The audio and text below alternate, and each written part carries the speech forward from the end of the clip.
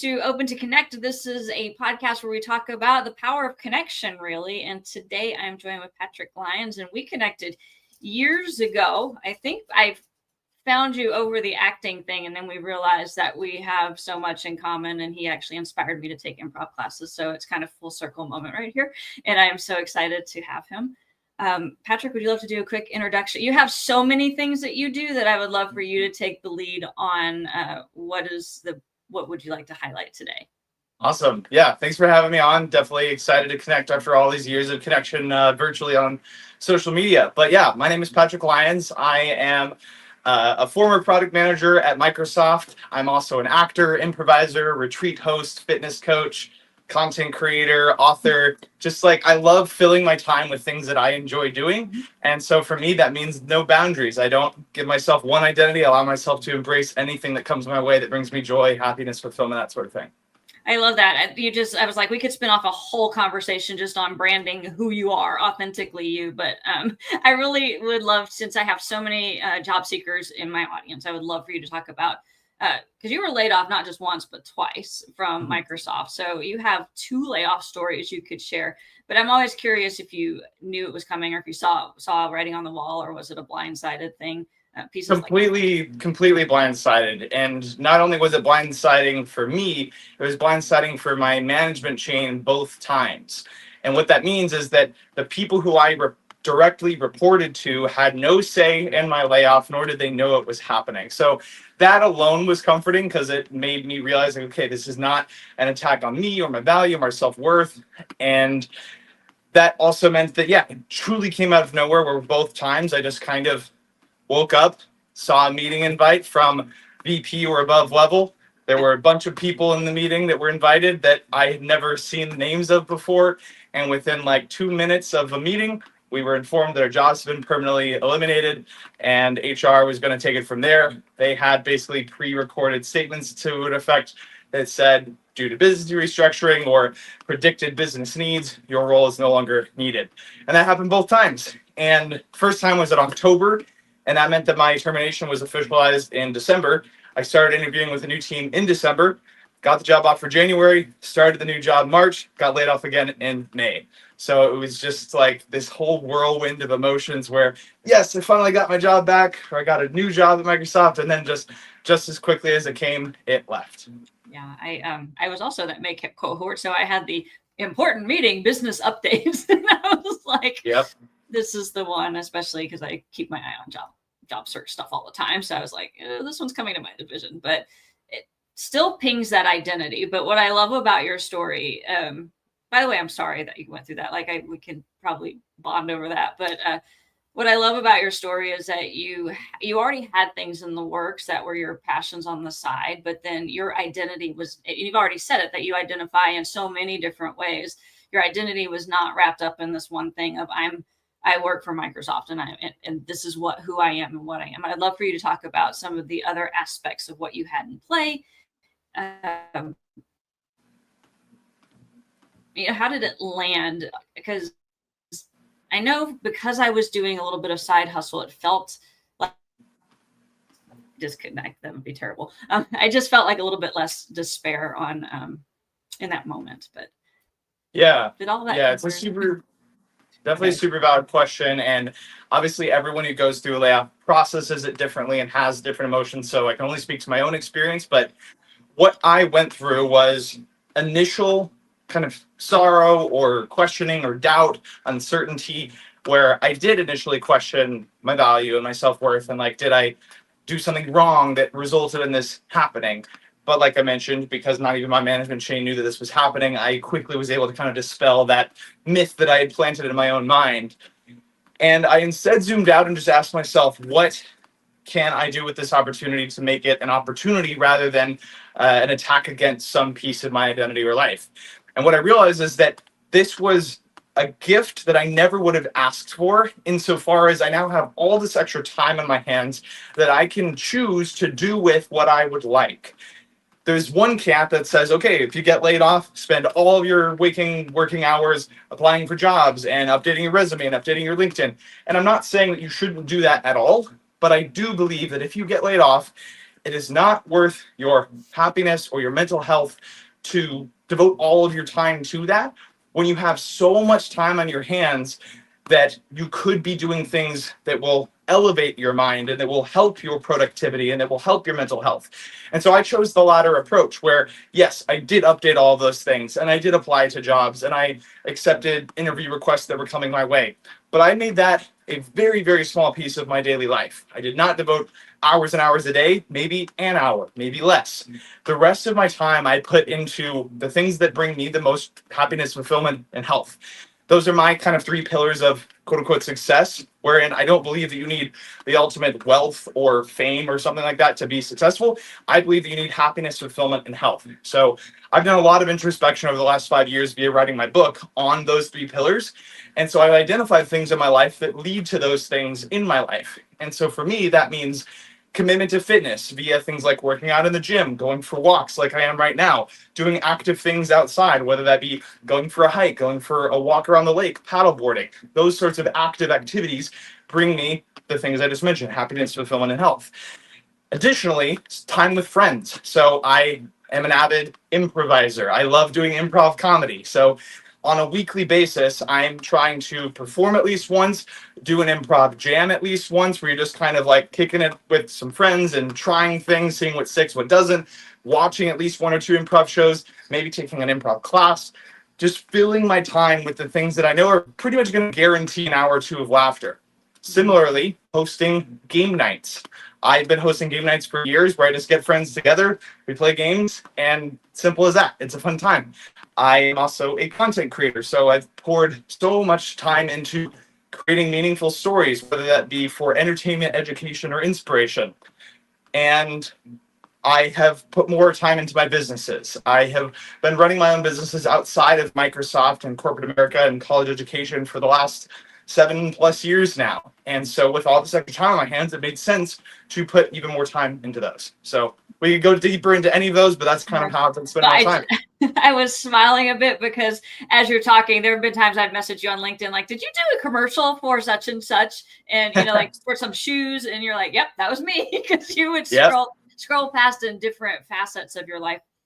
And that's what I value so much. And what you just talked about with friends and connection is one of those things that it's the anchor I'm leaning in life, is to building connections, building community and stuff. And since I have a lot of job seekers that are often even afraid to network, I would love for you to tell a little bit about how do you meet people? How do you network, whether it's professionally, whether it's private, in your personal life, your businesses.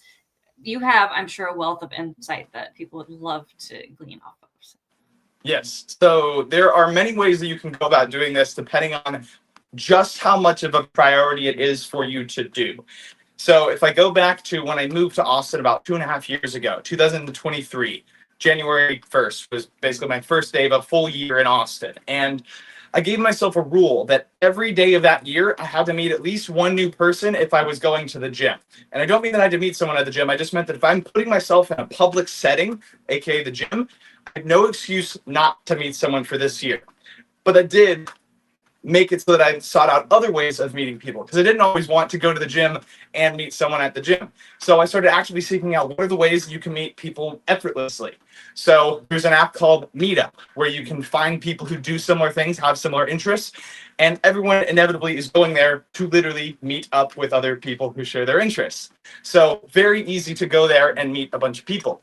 Similarly, I started doing more and more things that were aligned with my passions. That was actually when I started taking improv classes for the first time, was January of 2023. And I did that every week for over a year. So lots of people met in the improv sphere. Lots of people met in the gym sphere, meetups. I would go to health and fitness networking events via the Meetup app. And so that way I'm meeting other people who run businesses or are aspiring business owners in that sphere that I have a passion around.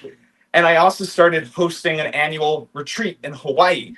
And that's a fitness-oriented retreat. And so naturally, it's bringing together people who share a passion and a like-mindedness for health, fitness, travel, adventure, that sort of thing. So that was a way for me. And so I'm the one hosting that experience. And the people coming are going so that they can meet other people who are like-minded. So those are some of the ways that I would do it. And when I have told people previously that I met someone every day for a year, one of the most common questions is like, what's the easiest way to meet someone then? Like, if you're at the gym, how do you actually approach someone? And what I found is that just starting a conversation with one line that is related to the present moment can bring it into presence. So, for example, as a dude, if I see a guy who's lifting a really heavy weight on bench press or something, I can literally just go up and be like, dude, did you just bench like 405 pounds? And it's like that level of excitement, they're going to want to match that naturally. And so then it just kind of brings you together. And then if it's someone of the opposite sex, you don't want to be like weird about it, but you could be like, hey, I really like your shoes. Something simple as that, where it's like doesn't feel like you're being too forward, like you're coming onto them. It's just like you're making a kind remark about the present moment. And so those sorts of things really helped me to meet people regularly. And I found that through repetition, through the more that you do that, the easier it is. But those are also more of like the having to be a little bit forward to make that first step. In the other environments I talked about, like going to an improv related thing or a business networking event, it's nearly effortless because it's like you'll have like a name tag and you know that everyone there wants to meet the other people. So it's just like, hi, my name's Patrick. And you already know you have a common thread. So those are some of the ways I meet people. Final thing I want to say, because you asked about like business networking. When I was at Microsoft, I did have multiple mentors over the course of time. And I think that the most important thing there is just to see who you naturally gravitate toward in terms of their leadership style or some skill set that they have or some way of working that you would like to embody yourself around. So the longest mentor that I had at Microsoft literally was my mentor from internship days, 2018, all the way through to the end. And I'm actually still in a mentorship group with him and other former Microsofties that meet like maybe once a quarter or so. And it was really just like that mentor saw something in each of us interns at the time that he felt made us maybe unique or different and in a good way. And I really just appreciated being appreciated by him. And so that continued. But then once I got into the corporate world, it became about who are the people who I feel like are crushing it in their career and doing so in a way that I would like to embody myself around. So both as a mechanical sourcing engineer in my first stint at Microsoft, and then in my second role as a product manager, I just found people who were like that, who just did something that seemed elevated and next level and like would help me in my career in the way that I wanted to grow. And so you just naturally start the conversation and then maybe you formally ask like, hey, would you be down to mentor me? Just, meeting once or twice a month and we can talk about career, that kind of thing. I love that. And one of the things that we brought into like the meetups, the improv, things like that, I often say you don't know actually who's in that room with you when you're in there. So being curious about people, asking about themselves, about them. But in my own improv classes, we never even asked you really what people do on their day job. It was later when we're hooking up with social media that I'm like, wait a minute, you're a director at such and such company.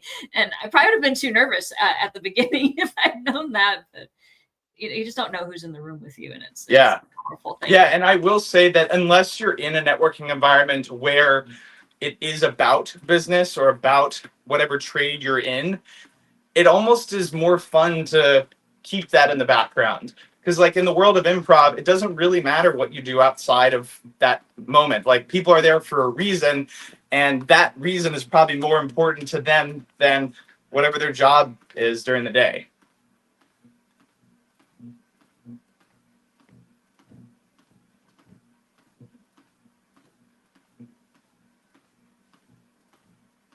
Can you hear me? Sorry, I'm not sure if it froze. I'm sorry. I hear you, but we're blipping out a little bit. Okay, back? What was the last thing you could hear me say? Yeah. Okay. Yes.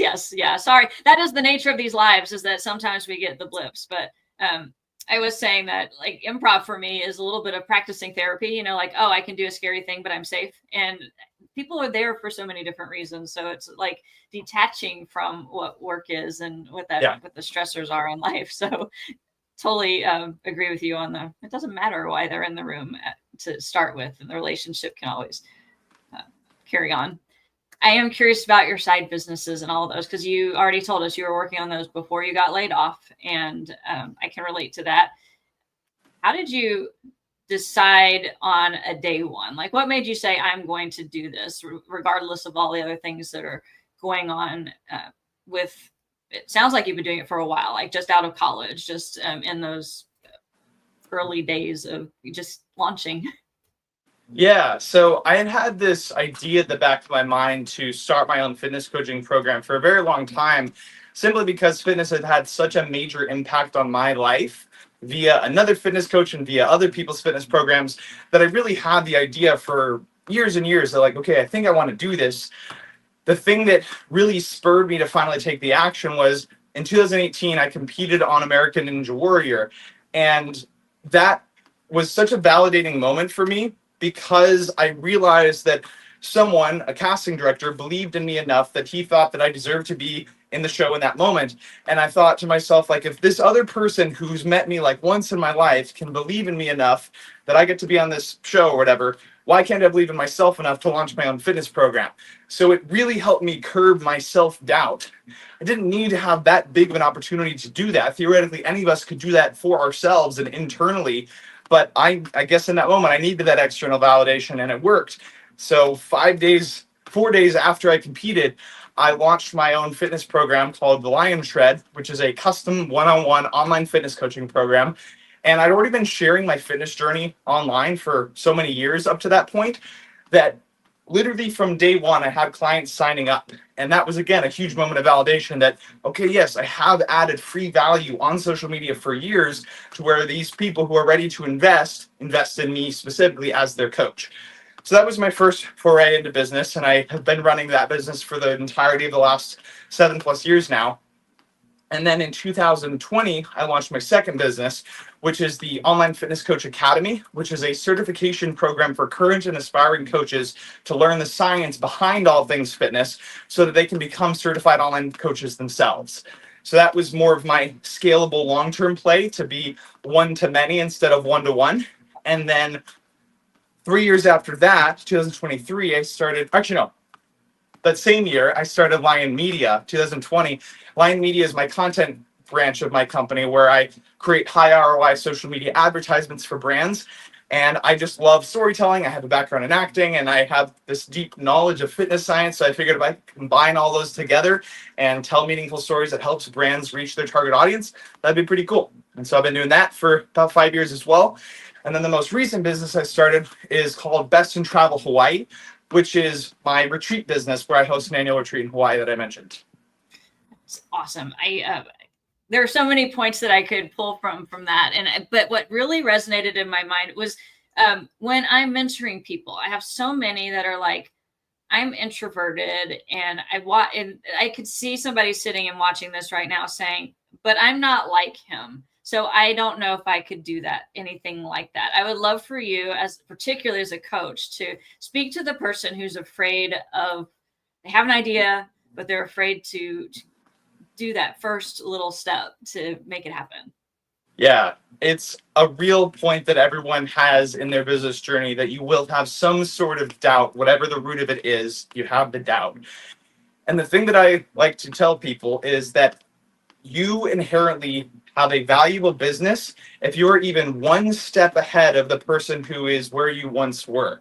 So if I look back on my early days of my fitness journey, I had received years of fitness coaching, years of going through other people's fitness programs before I ever launched my own business.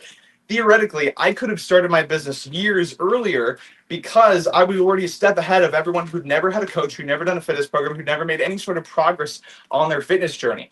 I just, for whatever reason, was comparing myself to people who were 5 to 10 years down the road, who'd been doing this for years and years, when in reality, you don't need to compare yourself to that person. All you need to do is ask, would the previous version of me have benefited from the thing I now know or have? And if the answer is yes, you have effectively all of the confidence that you could need in your business once you accept that. And then from the introverted versus extroverted standpoint, I have a firm belief that all of us can be extroverted in the right moments. It's like if you are passionate about something and if you're around people who you are comfortable around, you're comfortable talking usually. And that doesn't mean you need to go be gregarious where you're constantly bringing people together and hosting parties and all that. That's just like the way that I live my life. But if you imagine your target demographic or your ideal customer being just right in front of you one-on-one or virtually on the other side of your phone screen, and you're just talking to that one person. You inherently have value to add, and they are ready and willing to listen. So that's my take. Yeah, I love that. And as an introvert, I can tell other introverts truly, like when you're passionate, you said it, when you're passionate about a thing, we like to kind of know everything before we start talking about it. But you hit on my favorite thing to tell is talk to yourself who you were a year ago, and you have enough story to tell. Everybody's story matters. Nobody's story is the same. Like that is the one thing we all have unique in history is our story. Even if we're twins, we still have a different story because we weren't in the same classrooms as everybody. So I love that you highlight how much value people have intrinsically in the things that they've already done, and that you don't need to, like I can turn on my extroversion for a while, but then I hit a wall and I'm tired and I'm like, okay, I need to go recharge for 5 minutes and then I can come back out. But it's kind of learning yourself and knowing who you are and how to bring that knowledge and joy into a scenario and live it. So absolutely. Yeah. Let me see. Gosh, there's one of the things that just resonating with me is when you talked about that one person who kind of said, you have the thing. And I was just really realizing I was on just an exploratory call with somebody on, well, what do you do and stuff like that. And then at the end of it, it's like, you have something, you have that something special.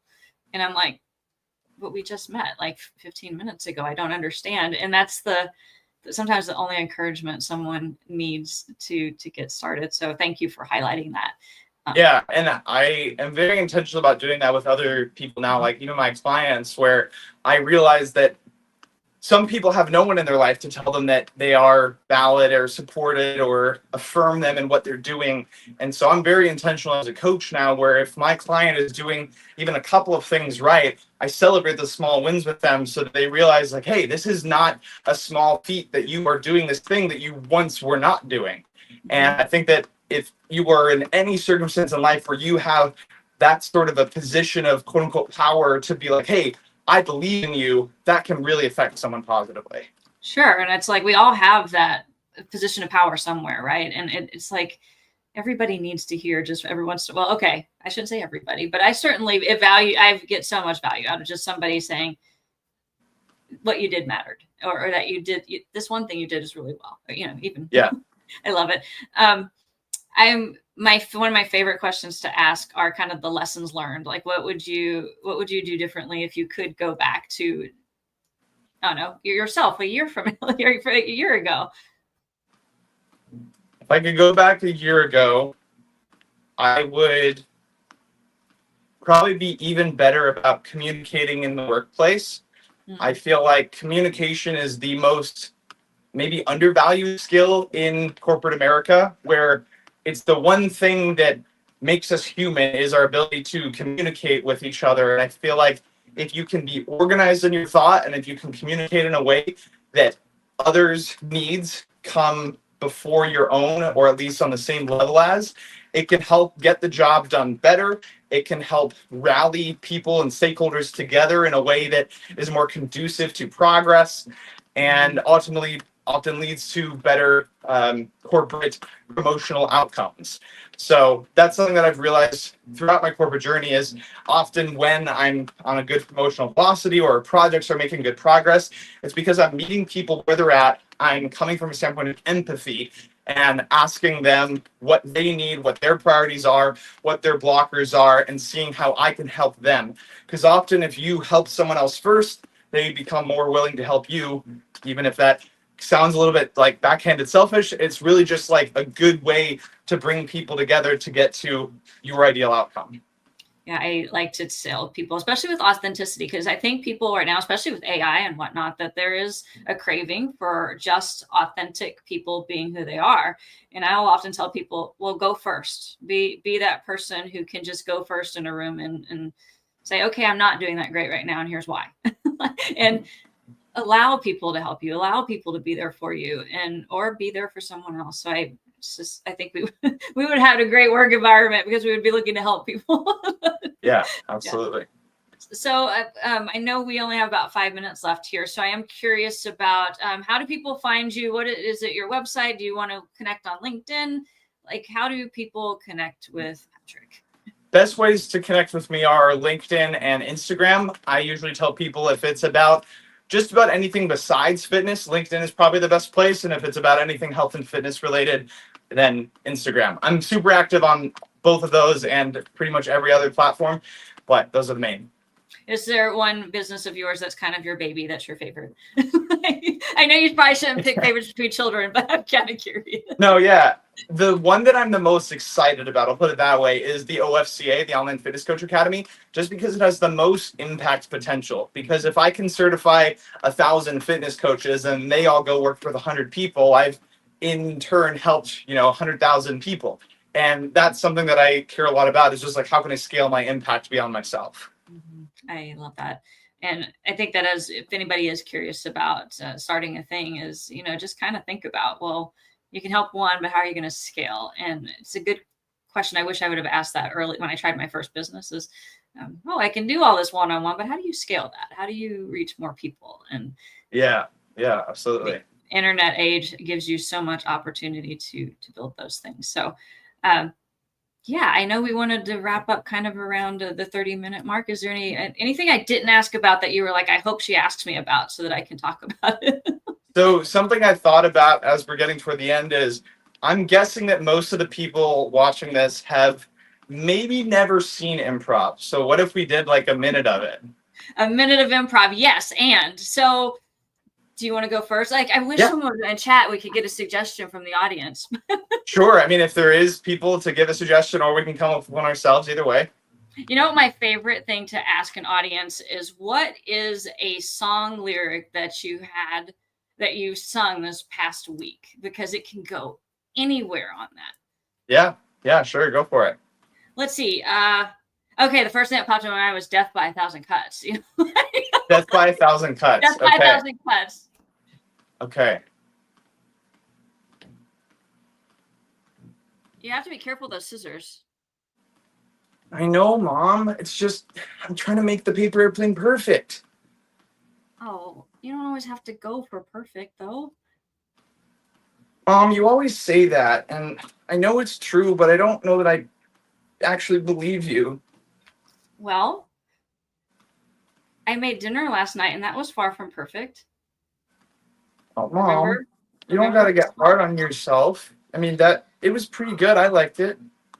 Well, even after we picked off the burnt parts, but that's exactly what I'm talking about right now. No, Mom, I like the burnt parts, so I don't even think you got to apologize for that. Well, then why do you need to apologize for your paper airplanes not being perfect? Oh, dang it, Mom, you're always right. I don't need to apologize for anything. I have a few years of experience, kid. You're right. Well, I guess all my problems are solved now, Mom. That was an easy way to solve a million problems. And that's improv, folks. That's improv. See, that's why we do it. And I love it. See, that if we would have got on that topic, it would have been an hour conversation instead, because there's so much that comes from play and imagination. So that would be my parting words, is go do something today that brings you joy, especially if you're in the job hunt where it can feel like drudgery. Definitely. I agree. Do something that makes you happy, smile, laugh as close to daily as possible. Yes. Thank you so much for being here. I'm like a little kid who got like one of my, I'm like, I wonder if Patrick will come on my show. And then you said yes, and I had to do the happy dance. So thank you so much. Absolutely. Thanks for having me on. Like I said, connect with them, LinkedIn, Instagram, LinkedIn, anything that's not fitness, Instagram, anything that is. And we're going to wrap it up here. Thank you again. Cool. Sounds good. Thanks so much, Jacqueline. All right.